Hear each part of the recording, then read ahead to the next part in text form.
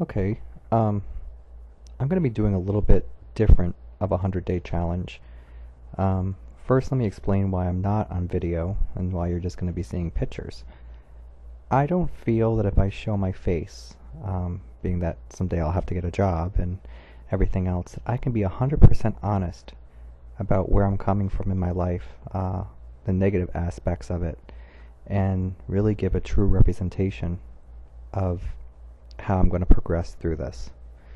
Um, I think everyone has a dark side to their life and maybe have manifested things almost backwards. I know I have in a lot of different ways. For example, I have agoraphobia, which if you don't know what that means, it basically means that I have had panic attacks for so long that I've become housebound, and I rarely, if ever, leave my home. I make little excuses for my boyfriend to go to the store for me, or for my parents to go shopping for me. Um, it's a very difficult thing because I think a lot of people misunderstand it. Um, I had panic attacks that started when I was at age 15. I'm now 31 years old. And at first, when you start getting panic attacks, for any of you out there who have them, you know firsthand, you don't know what's going on. It seems like you're going to die. There's something definitely wrong with your heart and your mind, and something's wrong. And you go through a lot of different medical tests. You have just everything done. You're poked, you're prodded, and at the end of it all, there's nothing wrong. And for me, well, I should say, a lot of people who have panic attacks, what can happen is once they know that they're not in danger, that they suddenly say, oh, okay, and they just go on with their lives. But there is other people where even though I know I will not die from the panic attack, it simply has controlled me for a very long time. So much so that now I stay in my apartment.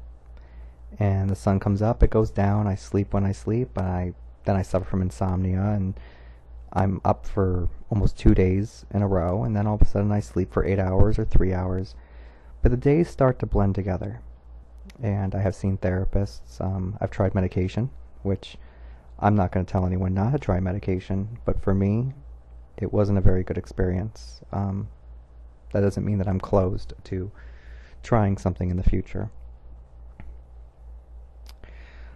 I think it's led me down a very dark path.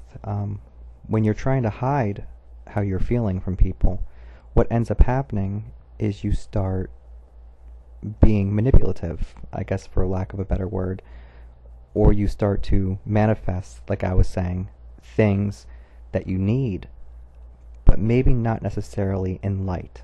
So maybe you can manifest things in dark also, with negative energy. And that's something I want to put out there about The Secret. I don't think it's all... Well, first of all, I saw The Secret, and I really believe it. I don't think anything is the end-all and the be-all of anything. I think we're on the tip of the iceberg of what we're about to find out about ourselves as human beings. But what I would like to say is, when I couldn't work, and I didn't want my parents to know how much I was suffering or anything else, I needed money. And I manifested that. And how I manifested that was back in the early to mid-90s. I manifested that in online porn. And I did porn for years. And money flew in. And as easily as it flew in, though, it flew back out. And it's almost like I look at the philosophy now, live by the sword, die by the sword.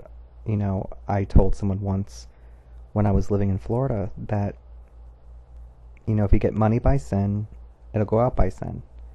And that's not to say that, pornography is all bad or anything like that, but when you tap into a darker side, you can get things, and then it can go away just as easily as it came. Because you're not being honest with yourself or honest with people around you. You're not accepting yourself. You're wearing a mask. And your mask, I think, can also manifest things. How many times, for Christian people out there, have you argued all the way to church in your car? and you're fighting with your kids, your husband, your wife, whoever, and you get out and you're all smiles, and you go to church, and you're the perfect family, but you know deep down that you're not. And I think that's where I'd like to start with things, is I'll probably end this soon, but I will definitely, over the next couple of days, let you into the darker side of my life, and now how I want to manifest the lighter side, something that's tangible and real and lasting. And I've been talking to someone online, well, through email.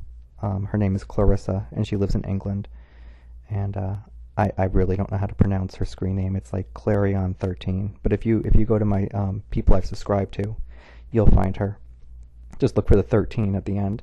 But a lot of times, just when you need something, just when you want to give up, there's things out there. And that's kind of what happened to me.